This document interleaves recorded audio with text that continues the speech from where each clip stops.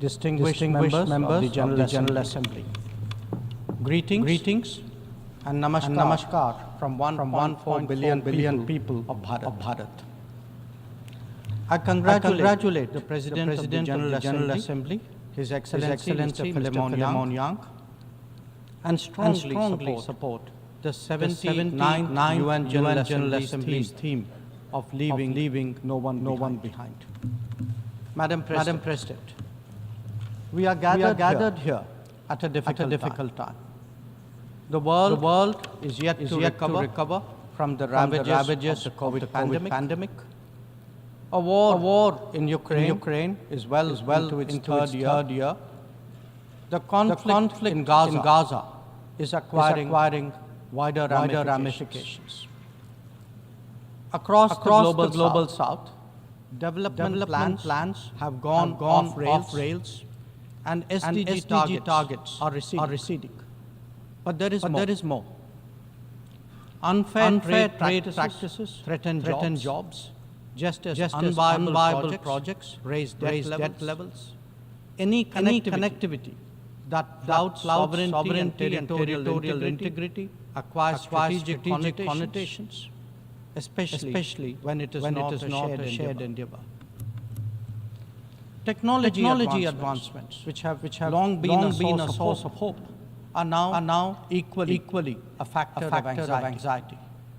Climate events occur with greater intensity and frequency. Food security is as worrisome as health security. In truth, the world stands fractious, polarized and frustrated. Conversations have become difficult, agreements even more so. This is surely not what the founders of the United Nations would have wanted of us. Madam President, almost exactly 8 decades ago, the first steps towards the formation of the UN were taken near here at Dumbarton Oaks. Refined thereafter at the Yalta Conference. They were finally approved in San Francisco. The debates of that era centered around how to ensure world peace, a prerequisite for global prosperity. Today, we find both peace and prosperity equally endangered. And that, Madam President, is because trust has eroded and processes have broken down. Countries have extracted more from the international system than they have put into it, enfeebling it in the process. We see that vividly in every challenge and every crisis. Reforming multilateralism is therefore an imperative. The urgency of this call is highlighted by the theme of this session. Leaving no one behind means advancing peace, ensuring sustainable development, and strengthening human dignity. This cannot be delivered by a UN paralyzed when faced with division, conflict, terrorism, and violence. Nor can it be advanced if access to food, fuel, and fertilizer is jeopardized. When capturing markets lacks restraints, it damages the livelihood and social fabric of others. Evasion of climate action responsibility by the developed undermine the growth prospect of the developing. Indeed, when resource crunch limits the very pursuit of SDG targets, it is not just economies, but human dignity itself that is imperative. If the world is in such a state, this body must ask itself, how has this come to pass?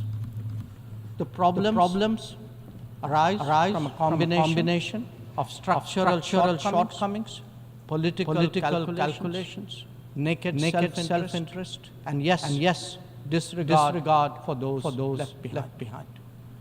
It is natural to feel overwhelmed by what we confront now. After all, there are so many dimensions, different moving parts, issues of the day, and the changing landscape. But every change must begin somewhere. And there is no better place than where it all started.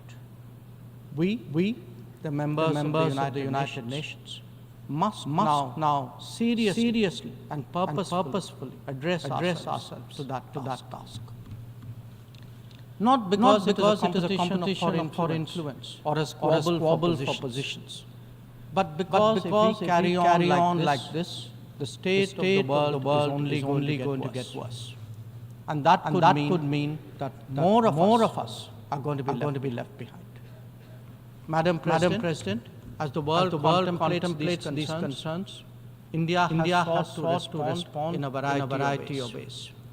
First, by focusing on the issues of the vulnerable, women, farmers, and youth.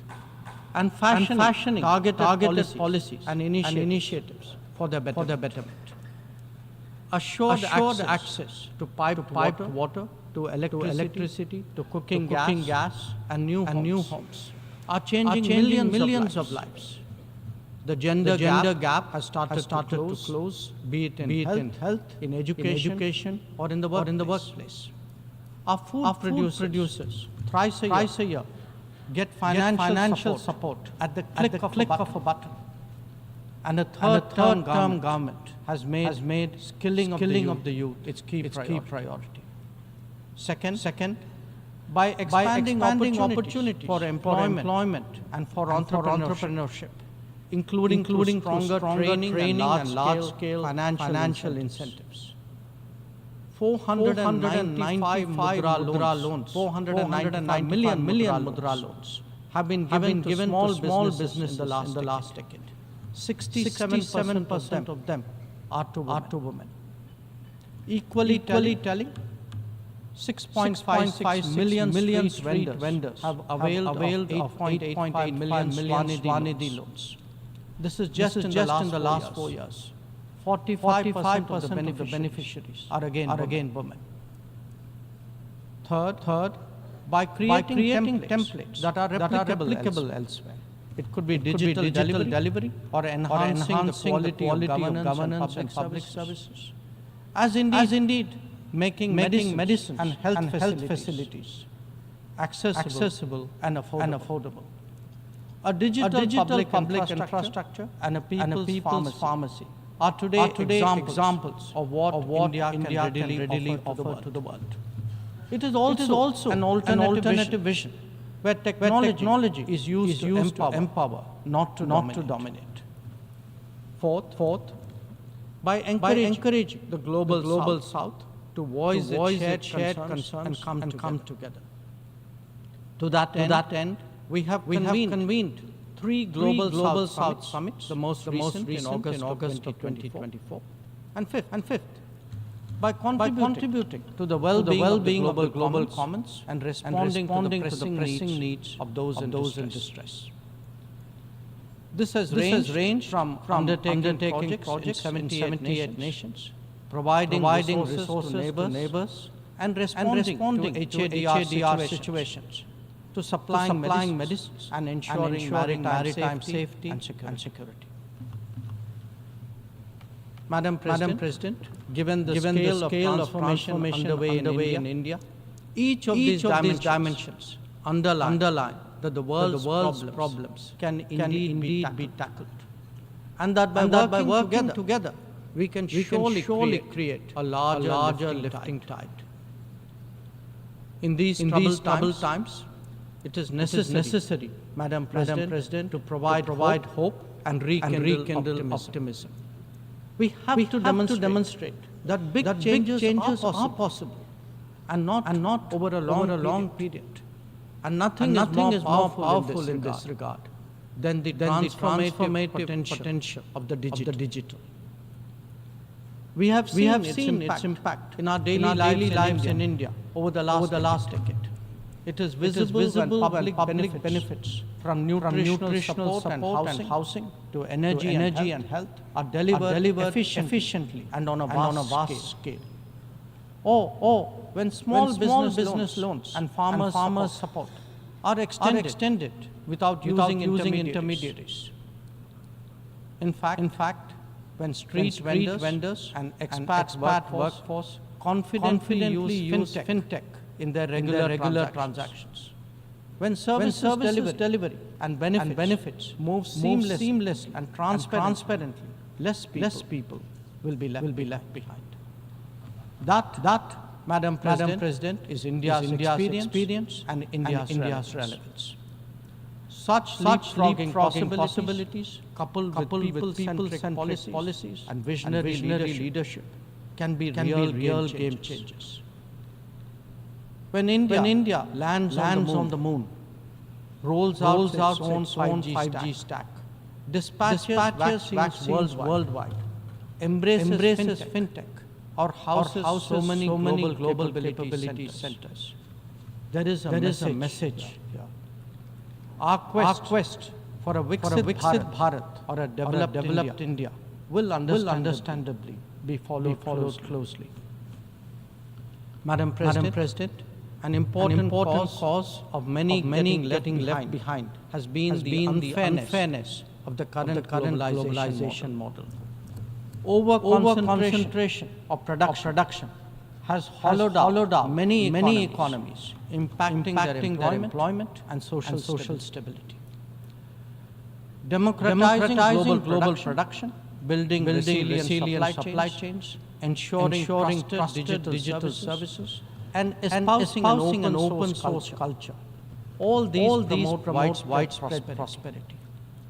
There are economic answers, just as there are social ones.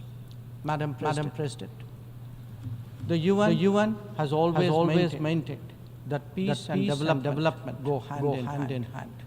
Yet, when challenges to one have emerged, due regard has not been given to the other.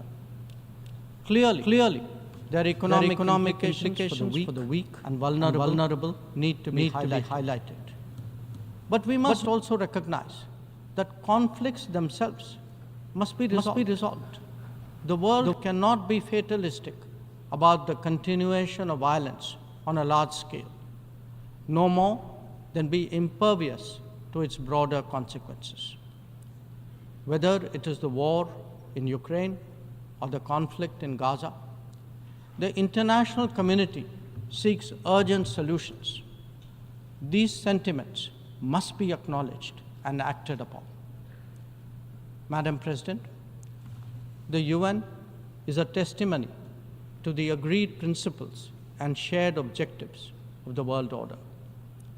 Respect for international law and commitments are among the foremost in that regard. If we are to ensure global security and stability, then it is essential that those who seek to lead set the right example. Nor can we countenance egregious violations of our basic tenets. Terrorism is antithetical of everything that the world stands for. All its forms and manifestations must be resolutely opposed. The sanctioning of global terrorists by the United Nations should also not be impeded for political reasons. Madam President, many countries get left behind due to circumstances beyond their control. But some make conscious choices with disastrous consequences. A premier example is our neighbor, Pakistan. Unfortunately, their misdeeds affect others as well, especially the neighborhood. When this polity instills such fanaticism among its people, its GDP can only be measured in terms of radicalization and its exports in the form of terrorism. Today, we see the ills it sought to visit on others consume its own society. It can't blame the world. This is only karma. Madam President, a dysfunctional nation coveting the lands of others must be exposed and must be countered. We heard some bizarre assertions from it at this very forum yesterday. So let me make India's position perfectly clear. Pakistan's cross-border terrorism policy will never succeed, and it can have no expectation of impunity. On the contrary, actions will certainly have consequences. The issue to be resolved between us is now only the vacation of illegally occupied Indian territory by Pakistan, and of course, the abandonment of Pakistan's long-standing attachment to terrorism. Madam President, the global order is inherently pluralistic and diverse. The UN began with 51 members. We are now 193. The world has changed profoundly, and so have its concerns and its opportunities. But to address both, and indeed to strengthen the order itself, it is essential that the UN be the central platform for finding common ground. And that it certainly cannot be by remaining anachronistic. Large parts of the world cannot be left behind when it comes to deciding the key issues of our times. An effective and efficient UN, a more representative UN, and a UN fit for purpose in the contemporary era is essential. Let us therefore send out a clear message from this UNGA session. We are determined not to be left behind. By coming together, sharing experiences, pooling resources, and strengthening our resolve, we can change the world for the better. I thank you, Madam President. I thank the Minister for External Affairs of India.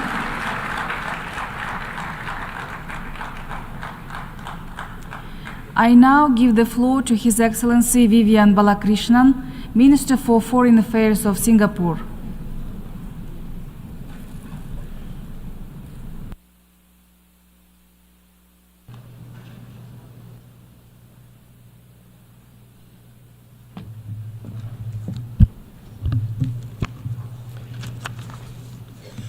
Madam President, Your Excellencies, I bring you greetings from a tiny island city-state in the heart of Southeast Asia called Singapore.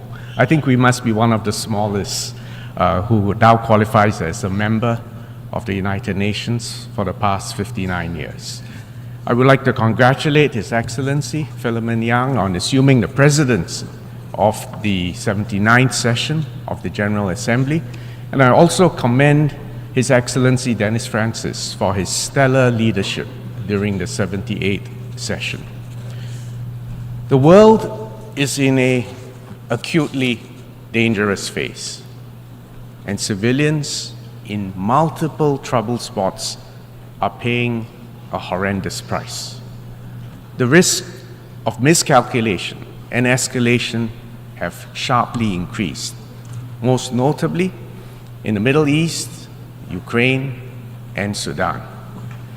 The loss of so many innocent lives is heartbreaking, and the lack of trust amongst the major powers and the resulting deficit of global leadership makes it very difficult to find effective, peaceful solutions to all these ongoing conflicts. We are approaching the 80th anniversary of the founding of the United Nations, and we must double down on our commitment to a rules-based multilateral system on almost every issue confronting the world, from peace and security to climate change, from the ocean to outer space, from poverty to food insecurity. A reformed United Nations is absolutely essential for global solutions. The UN remains the only neutral and universal platform for dialogue and cooperation amongst all nations.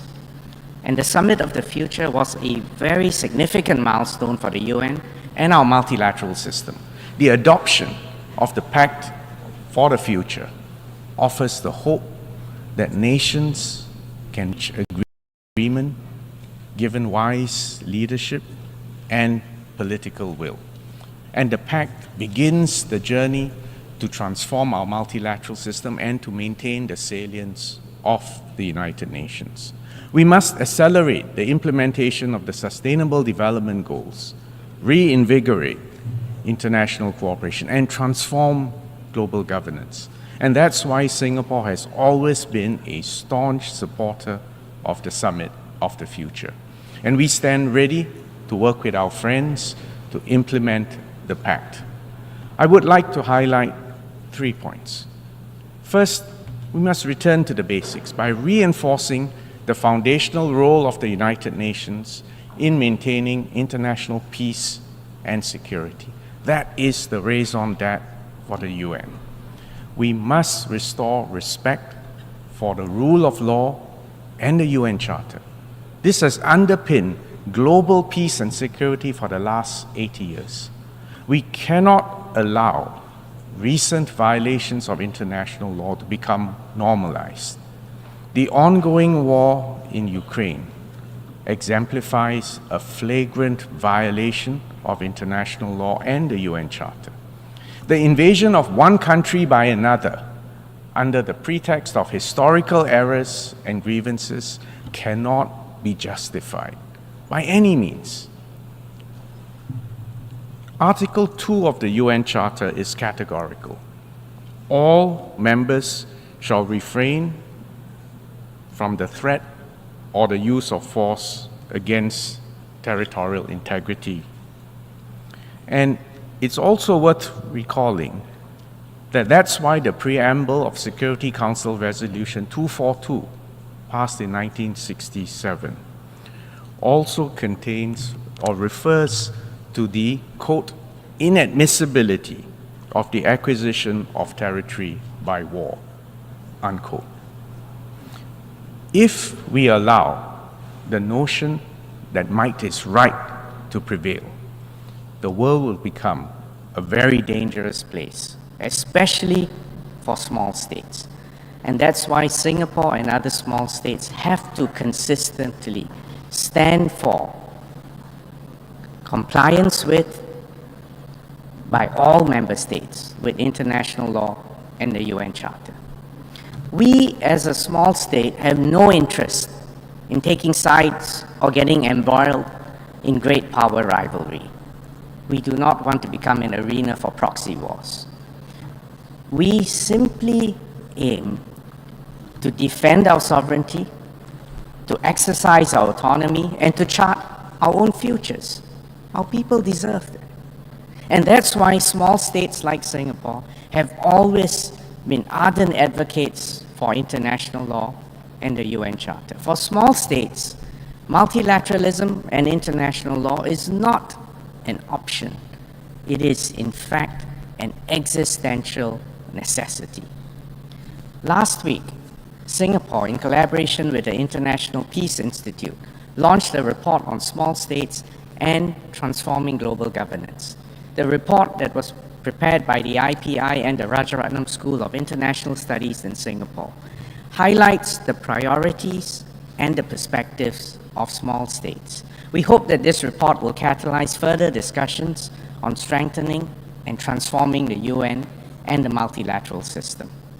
Excellencies, the work to strengthen international law and the existing international legal frameworks is an ongoing exercise, and Singapore will continue to strongly support the work of the International Court of Justice, which is paramount for upholding the rule of law and protecting the interests of all countries and especially small states.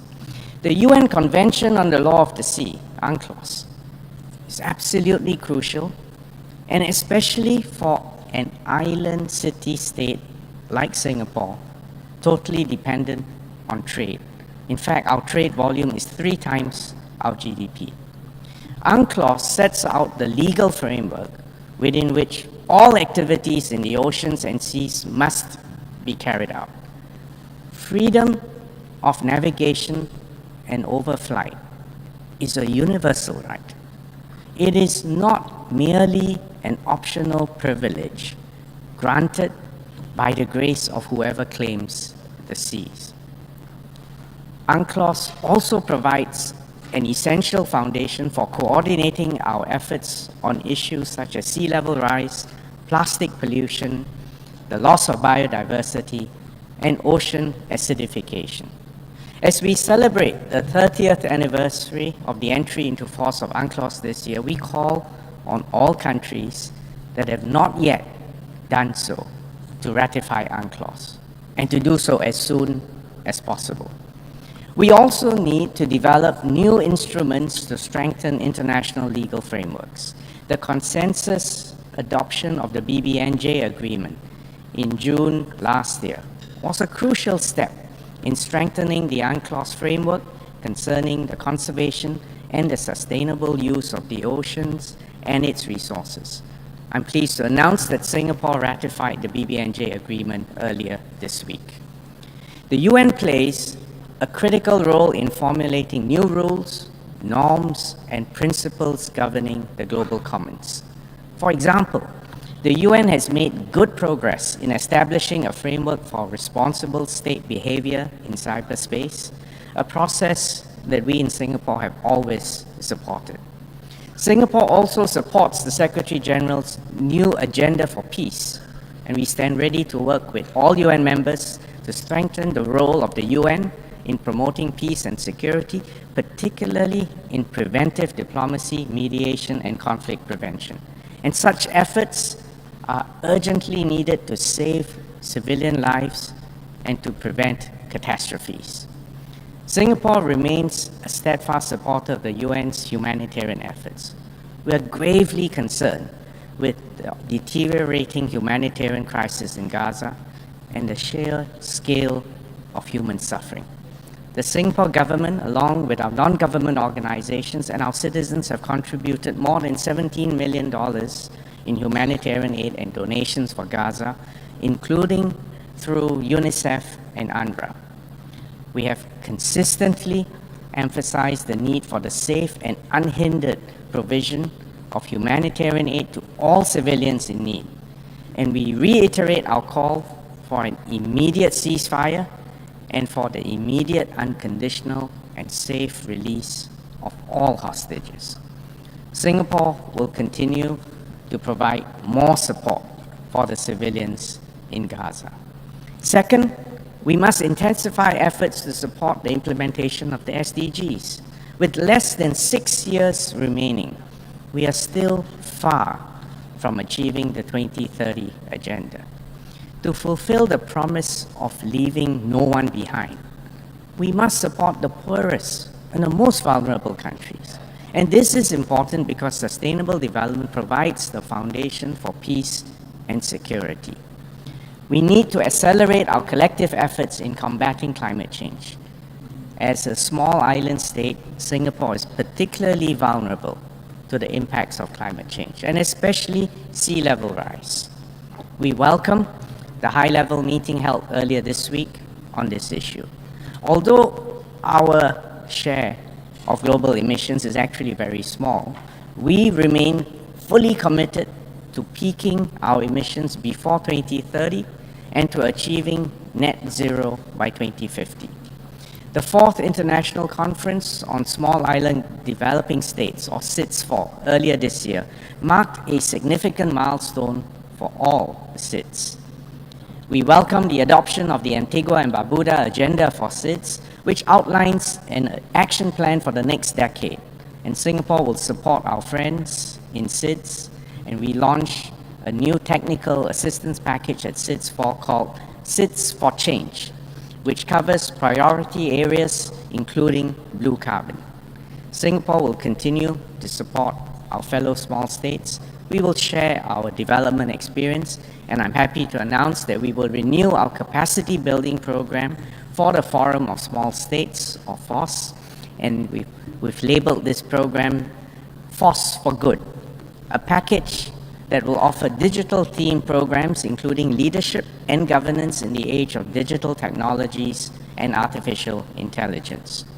Third, we need to empower and transform the UN so that it is future-ready and capable of responding to the emerging global challenges. And to achieve this, several measures are necessary. We must provide more opportunities for young people, especially, to engage in the work of the UN and to serve as agents of change to revitalize international cooperation. We welcome the adoption of the Declaration on Future Generations, which underscores our collective commitment to building a world that serves the interests of the future generations. After all, our young people have even more at stake. Next, we must harness the power of digital technologies in a safe and secure manner. The adoption of the Global Digital Compact is a significant step forward, offering a pathway to close the digital divide, and the compact contains an action-oriented set of commitments that can accelerate the implementation of the SDGs. We are witnessing the dawn of the age of AI. By now, the promises and the perils of AI are well known to all of us. We need to empower innovation in AI whilst installing global guardrails to protect human safety, human dignity, and values. Therefore, initiating a dialogue on global governance in AI is imperative. And Singapore welcomes the report of the high-level advisory body on AI, and we commit to working with all UN members to further develop these recommendations. Finally, we must transform global governance by making our institutions more representative, more responsive, and more effective, particularly for the sake of small states and developing countries.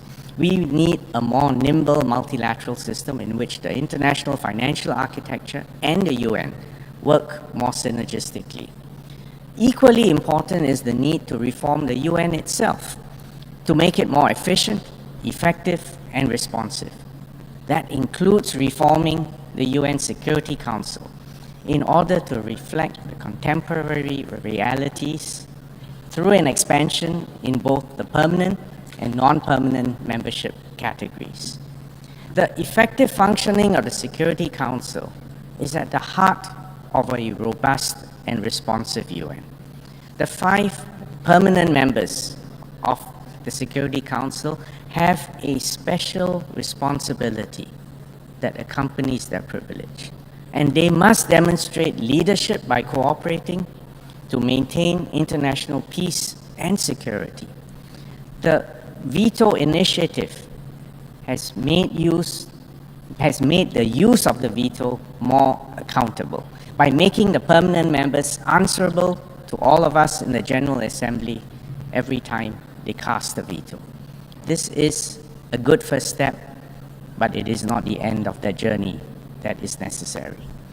Much more work will be needed to make the Security Council more transparent and accountable, and Singapore will continue to work with the other UN member states in this regard. Madam President, Excellencies, the world is traversing an acutely dangerous period of geopolitical tension.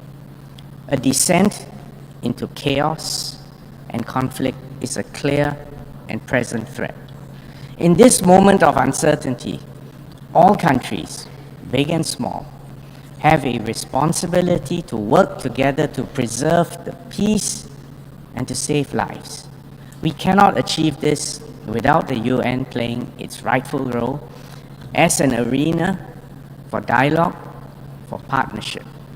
This is the moment, in fact, to double down on multilateralism and to strengthen the role of the UN as a collective vehicle for peace and sustainable development. Thank you, Excellencies.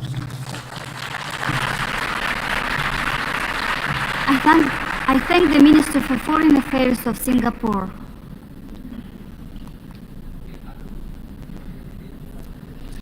I now give the floor to His Excellency Bruno Eduardo Rodriguez Parilla, Minister for Foreign Affairs of Cuba.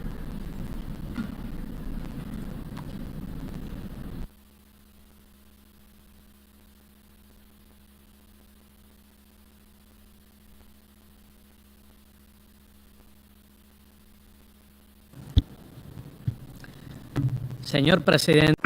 President, Secretary General, I dedicate these first words to reiterate Cuba's solidarity and support to the brotherly people of Palestine, victim of more than 75 years of colonial occupation, flagrant violations to their legitimate rights as a nation, submitted to cruelty, aggression, collective punishment, and apartheid. Over the last 11 months, the Israeli army has massacred more than 40,000 civilians.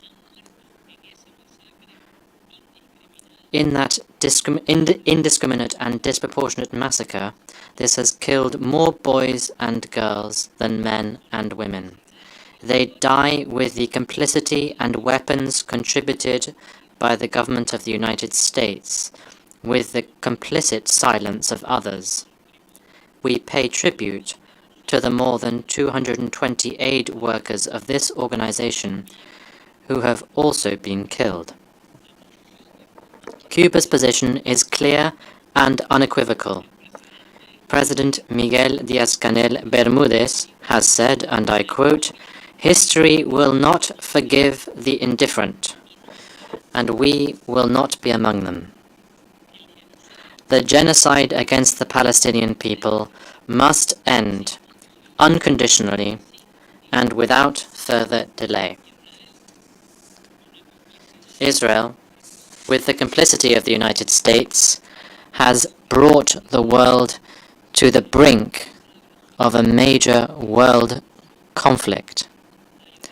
The irresponsible aggression against Lebanon, Syria, Iran, and the people of the Middle East will have consequences that are hard to predict.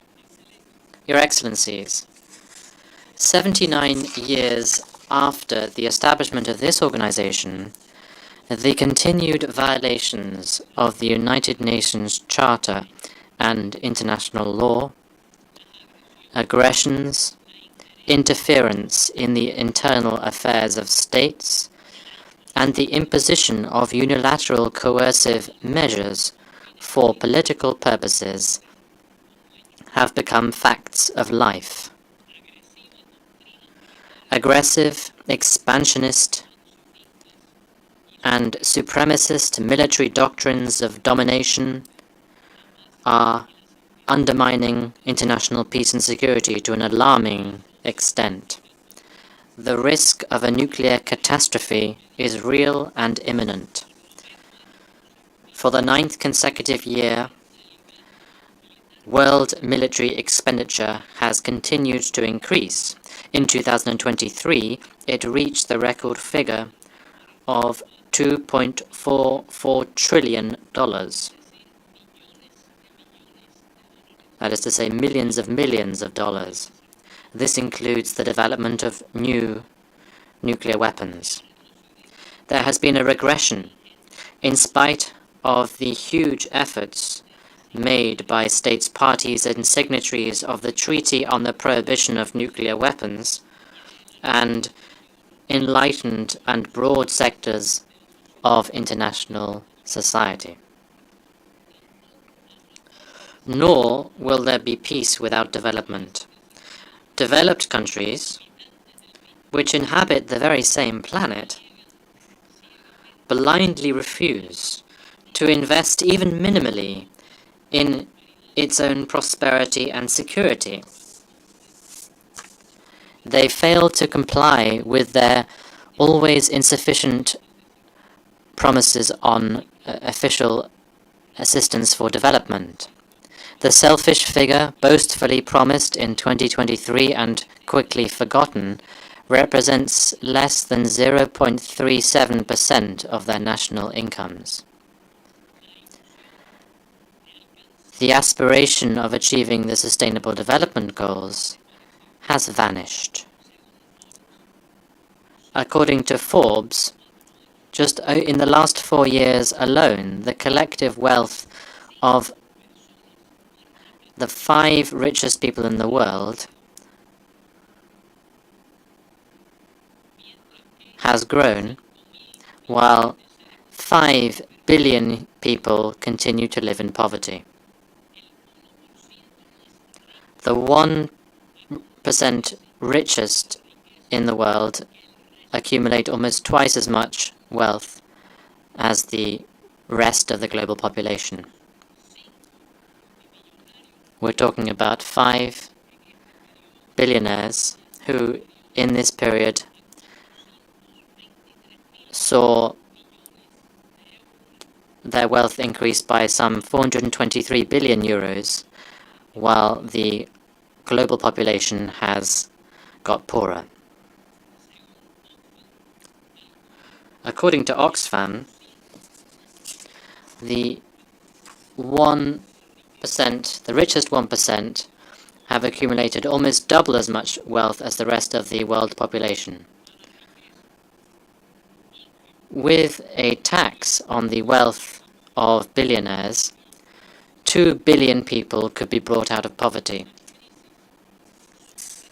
We are talking about structural crises, which are determined by the imperialist system and the international order imposed on us.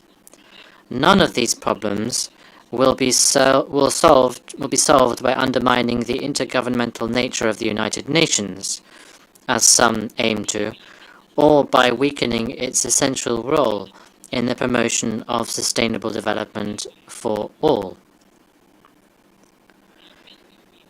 Climate change is advancing inexorably. Climate change is an unquestionable fact. In July 2024, scientists announced that the planet had endured 13 straight months of record high temperatures.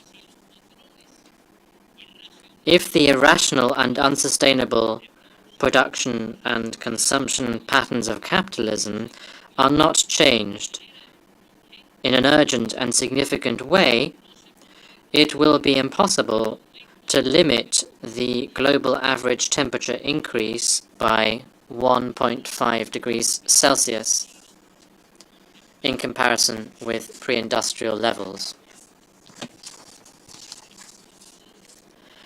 Responsibilities should be shared by all, but not all should bear the same responsibilities, nor is it fair for this to be so. However, a step in the correct direction could be taken at the COP29, which will be held in Azerbaijan, and we could adopt a new collective financing goal. The countries of the North will have a new possibility to begin closing the climate finance gap and pay their financing debts. We, the countries of the South, will have to design a sufficient goal that responds to our own needs with guarantees for development and social justice, despite the huge obstacles and challenges that we face. The solution will have inevitably to include writing off foreign debt, which has already been paid several times over. A fair democratic international order, ensuring peace and balance in the world. The exercise of the right to development by all states on an equal footing based on sovereign equality. Strengthening the participation and representation of developing countries in decision-making and policy-making processes in the world. An order that guarantees the general good and prosperity of all peoples, in harmony with nature and the sustainable management of natural resources, to ensure the exercise of all human rights for all people. We need a new civilized coexistence among nations, in which solidarity, international cooperation, integration and the peaceful settlement of disputes prevail. This has to be an alternative to the philosophy of dispossession, war, the use or threat of use of force, aggression, occupation, domination, and the cultural, political, financial, technological, and military hegemony, or any other manifestation threatening the peace, independence, and sovereignty of states. An international order without unilateral blockades or sanctions, based on multilateralism, fully abiding by the United Nations Charter and international law. Madam President, the government of the United States has clearly continued to engage in the pernicious and unrealizable attempt to determine and control Cuba's destiny. It is an old ambition, anchored in the Monroe Doctrine, which defines the imperialist and hegemonic nature of the United States policy towards Cuba and the region of our America. The economic, commercial, and financial embargo is also a political, technological, and communication blockade. It has been conceived as one of its main weapons of aggression to destroy the Cuban economy. It aims to seek to cut off the country's financial revenues, to bring about the collapse of the economy, and to create a situation of political and social instability. The damage it causes is visible and undeniable. It has an impact on the daily life of all Cubans. It is accompanied by the most ferocious disinformation and slanderous campaign, perennial attempts to interfere in our internal affairs, and the complicit tolerance of groups which, from US territory, perpetrate violent and terrorist acts against Cuba. These actions violate international law. They run counter to the purposes and principles of this organization and numerous resolutions adopted by this General Assembly.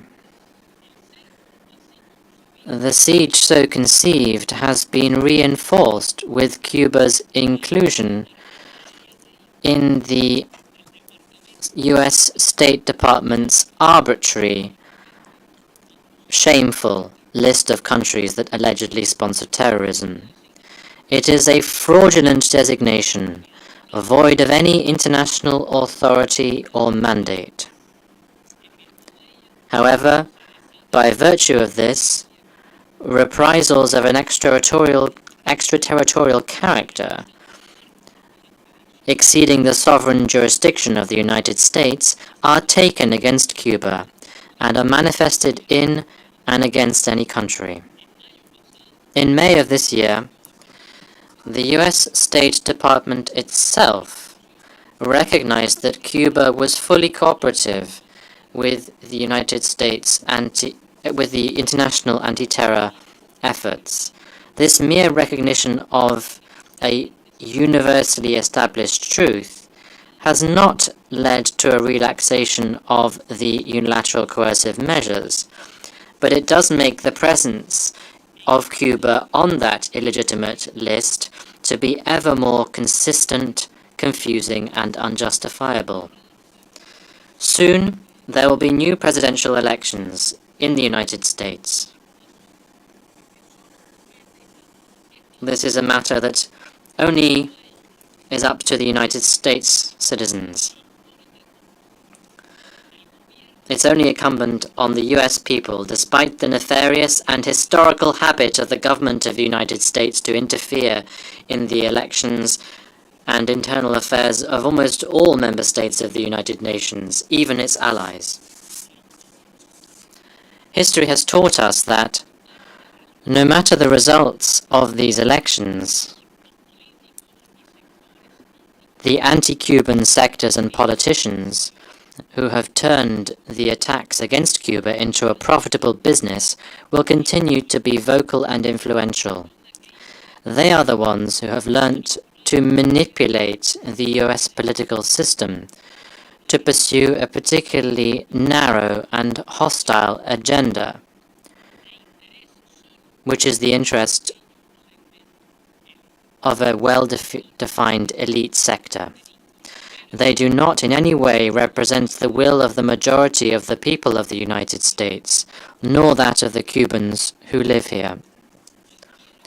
Whatever the results of these elections, Cuba will continue to defend its sovereign right to independence and to build socialism the way we Cubans decide, without any foreign interference. We will also continue to advocate for a respectful and constructive relations with the United States. Madam President, in 2014, the community of Latin American and Caribbean states gathered in Havana decided to proclaim our region as a zone of peace. That historic commitment is becoming increasingly relevant every day. We defend peace and multilateralism against the unilateral coercive measures that seriously damage Syria, Belarus, Nicaragua, Venezuela, Zimbabwe, the Democratic People's Republic of Korea, Iran, Russia, Cuba, and several other nations. We strongly reject any attempt to undermine the legitimate constitutional order of our countries through putschist methods. It has already happened in Bolivia in 2019 and on the 26th of June, and there are attempts to do the same again in Honduras. We denounce the attempts to generate violence and destabilization in Venezuela. We reiterate our full support and solidarity with the Bolivarian and Chavista government headed by President Nicolas Maduro Moros and the civic and military unity of the Venezuelan people. The calls made not to recognize the electoral results are irresponsible and disrespectful to the people's will and their legitimate institutions. The destabilizing actions taken against the National Unity and Reconciliation government of Nicaragua must also cease. The brotherly people of Sandino will continue to count on our full support. We reiterate our support to Puerto Rico's legitimate right to self-determination and independence. The international community has a historic debt to Haiti.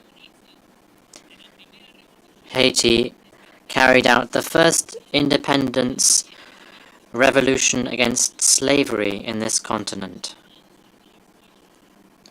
We welcome the efforts made by the Caribbean community to find a sustainable solution to the tragic situation in Haiti, with respect for the independence and sovereignty of that sister nation. We support Argentina's legitimate right to sovereignty over the Malvinas, South Georgia and South Sandwich Islands and the surrounding maritime areas. We reaffirm our support and commitment to the peace efforts in Colombia, which Cuba will continue to contribute to in every possible way from its position as guarantor. Africa, the cradle of humanity, will always be able to rely on Cuba's support in its efforts to move towards the goal of development. We reaffirm our unwavering solidarity with the Sahrawi people and their self-determination. Cuba strongly rejects the measures aimed at harming the territorial integrity and sovereignty of the People's Republic of China. We condemn the interference in its internal affairs, and we reiterate our unswerving support to the One China principle, as was decided by this General Assembly in its historic resolution 2758, which recognized the People's Republic as the one and legitimate representative of the Chinese people. We are in favor of a serious, constructive, and realistic diplomatic solution by peaceful means to the current war in Ukraine. And this must be in line with international law, guaranteeing the security and sovereignty of all. In this context, Cuba supports the joint proposal presented by Brazil and China to find a political solution to that crisis.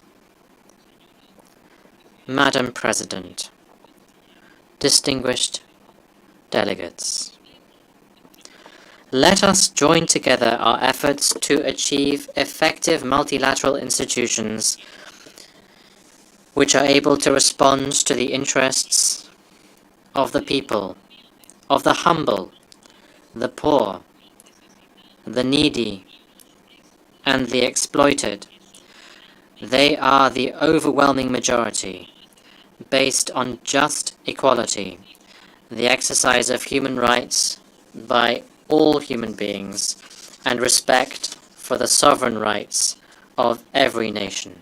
Thank you very much. I thank the Minister of Foreign Affairs of Cuba. I now give the floor to His Excellency Enrique Austria Manalo, Secretary for Foreign Affairs of the Philippines.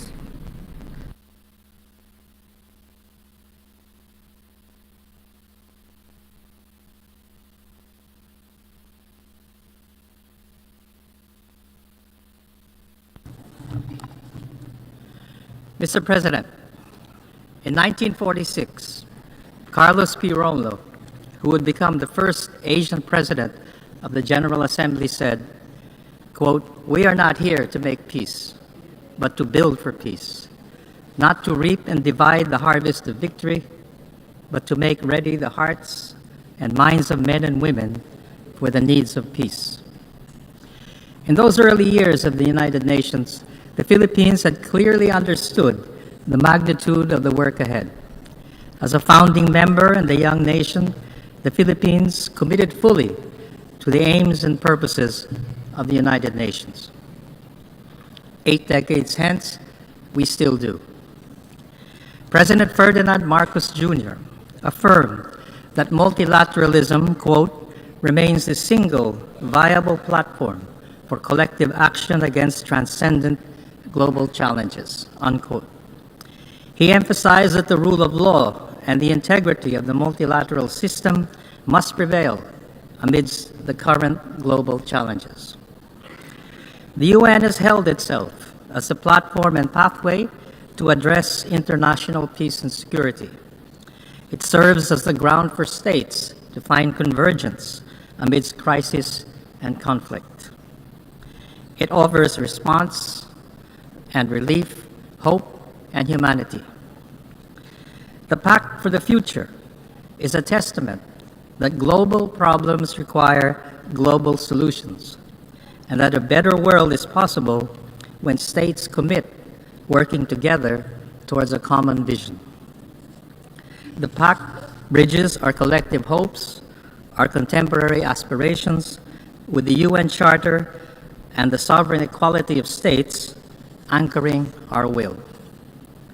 Mr. President, Our world has been changing more rapidly than at any time in recent history. The UN must rise to the occasion with an agenda that fosters equity, justice, international peace and security, development, and adopts processes that are inclusive, transparent, responsive, and effective. One way to achieve this is to reform the Security Council and revitalize the General Assembly.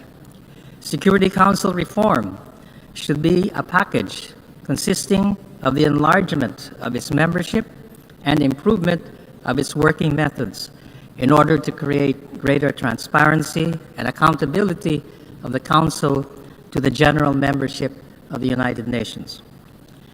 Transforming the international financial architecture is also imperative if we are to realize just and inclusive growth worldwide. We must therefore deliver on the Addis Ababa Action Agenda. We must lose no time to implement the Global Digital Compact.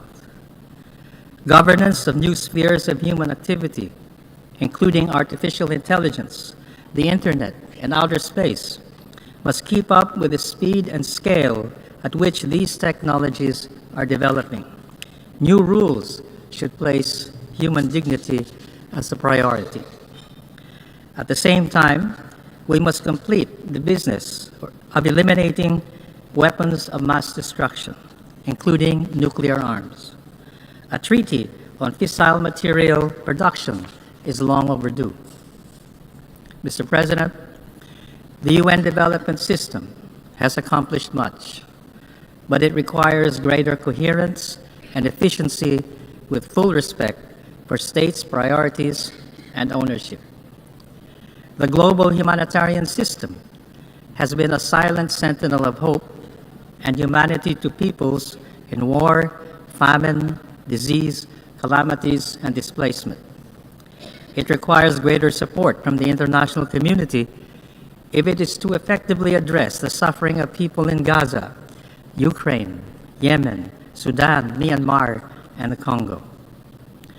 The rising numbers of those forcibly displaced in the Ukraine and Gaza and other places beg for a deeper sense of collective responsibility.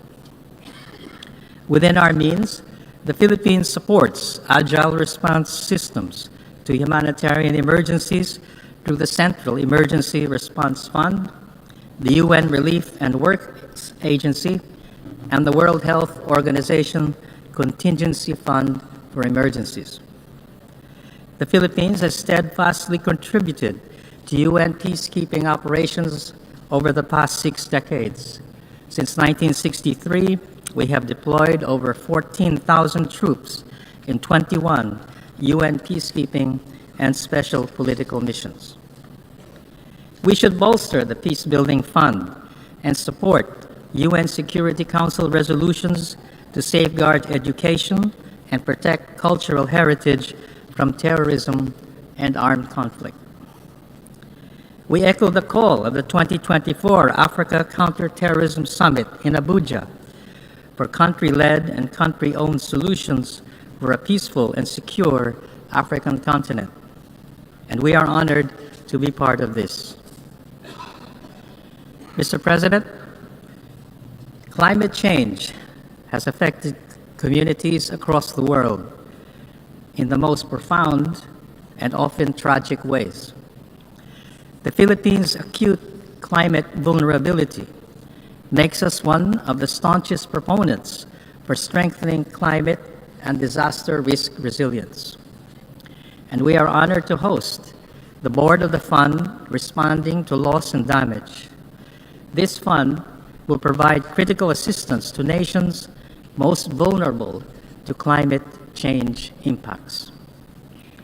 Next month, the Philippines will host the Asia-Pacific Ministerial Conference on Disaster Risk Reduction to spotlight best practices and solutions for the world's most disaster-prone regions. We consistently call on developed nations to fulfill their commitments under the UNFCCC and the Paris Agreement. And we are convinced that legal clarity on the duties and responsibilities of states under international law with respect to environmental protection and climate change will foster solidarity on global climate action. In this regard, the Philippines welcomes the advisory opinion of the International Tribunal on the Law of the Sea on the collective duty of states to protect and preserve the marine environment. And since last year, the Philippines has shepherded UN discussions on a draft instrument for the protection of persons in the event of disasters. The 20th anniversary of the Indian Ocean tsunami this year reminds us again that the rising scale and frequency of disasters demand such an instrument. Mr. President, no one must be left behind. We must fulfill the 2030 Agenda for Sustainable Development. The Philippines Governance Agenda aims to achieve a single-digit poverty rate by 2028. Between 2021 to 23, we reduced poverty incidence in the Philippines by nearly 3%, equal to 2.45 million people, through innovative and social protection programs. The World Food Program has cited the Philippines for being a thought leader in this regard. As we move towards middle or upper middle income status, we recognize that the UN and international financial institutions can redesign frameworks to support middle income countries, which represent 75% of the world's population. And the Philippines will host a conference early next year to advance these discussions. Now 60 years old, the Group of 77 continues to advocate for a fairer, more inclusive global economic order. We thus hope that the Second World Summit for Social Development and the Fourth International Conference on Financing for Development will catalyze strategic action for narrowing global inequalities. We welcome amendments to international health regulations and progress on a pandemic agreement. The Philippines leads the Group of Equity to promote developing country priorities in the negotiations on this agreement. We also lead discussions in the World Health Organization on a sustainable global health workforce as the world braces for a shortfall of about 10 million medical professionals by 2030. And we will host the Philippine Pacific Forum on Human Health Resources later this year to discuss regional solutions. Migrants across the world are in need of more protection. Together with health workers, seafarers were the unsung heroes during the COVID-19 and the post-pandemic recovery. The Human Rights Council adopted in July the Philippine-led resolution recognizing the human rights of seafarers. International and intergenerational solidarity make our societies more humane and empowering. And we welcome the Declaration on Future Generations, and we support a binding convention on the rights of older persons.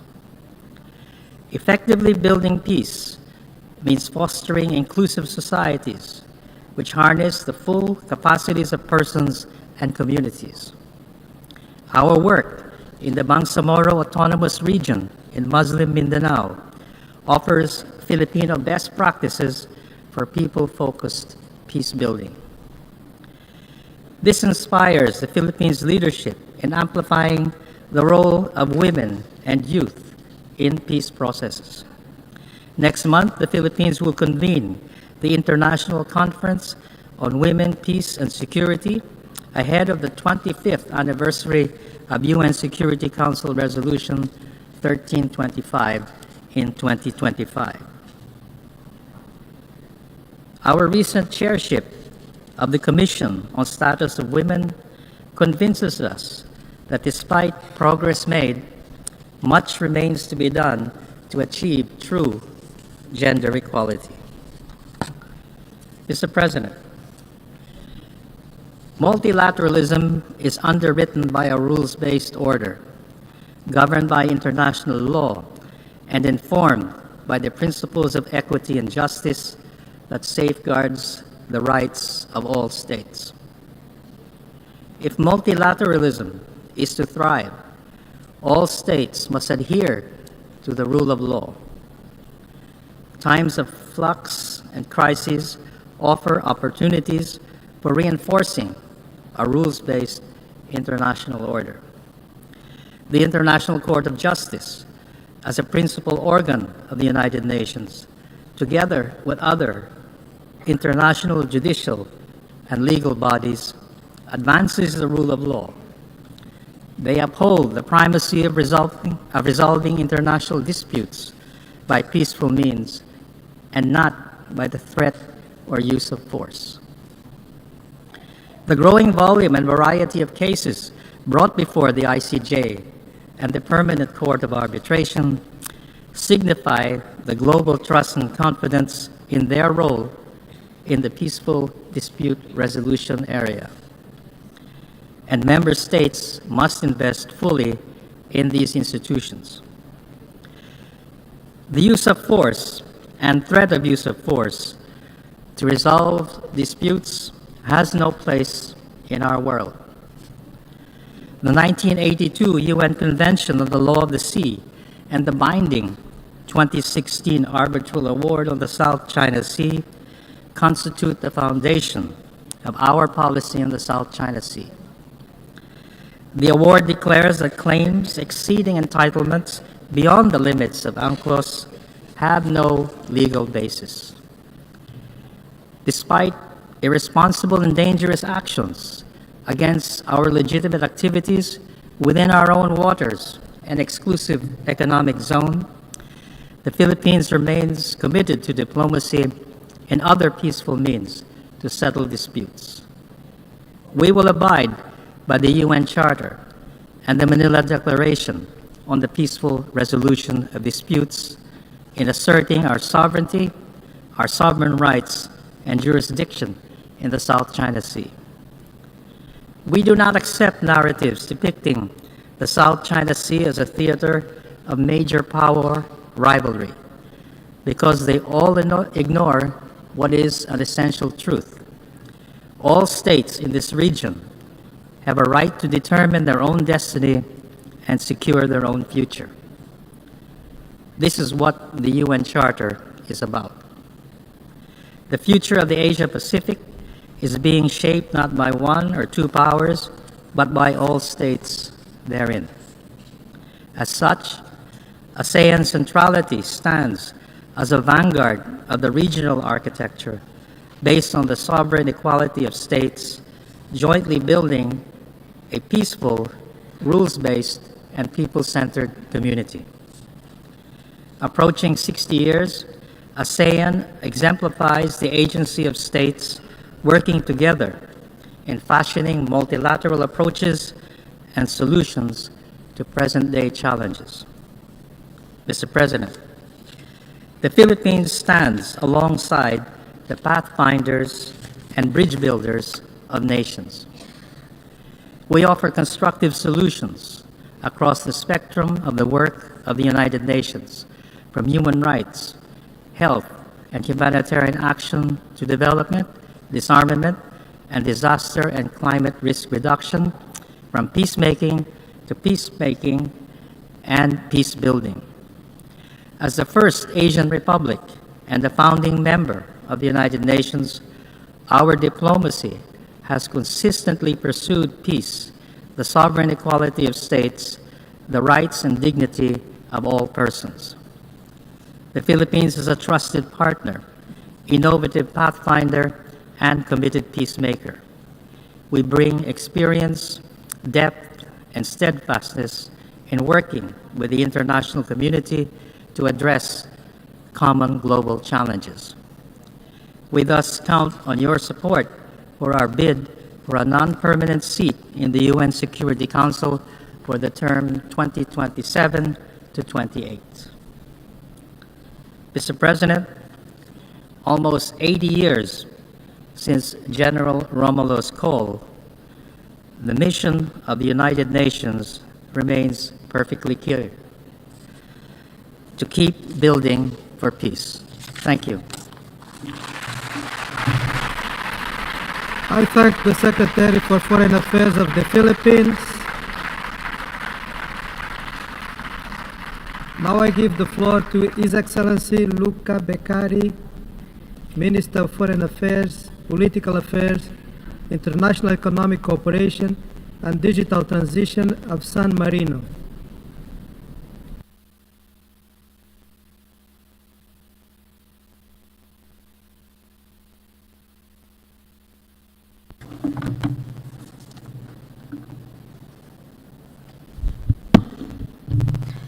Mr. President, Mr. Secretary General, Excellencies, ladies and gentlemen.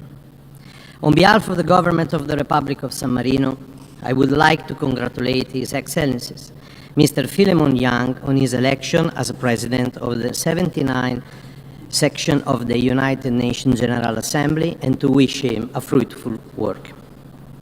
The Republic of San Marino supports the priorities of your program and ensure you, Mr. President, full cooperation in all works of the General Assembly. I would also like to extend my special thanks to Secretary General Antonio Guterres for his energy and determination in leading the United Nations in this difficult and challenging time. Mr. President, the coming years will be crucial not only for the future, but for the future of our generation to come. The young generation have the right to live in peace and security and in harmony with nature. We should not forget that the world, especially the young generation, is watching us. Regrettably, we are facing an increasing number of crises and unprecedented number of armed conflicts around the world. Furthermore, the implementation of the 2030 Agenda has been slowed down by international context of uncertainty, a combined planetary crisis of climate change, pollution, biodiversity loss, aggravated by shocks of war, destabilization, and increased fragility. The impact of multiple crises is felt most severely by the poorest and most vulnerable, thus increasing poverty and inequalities within and between countries.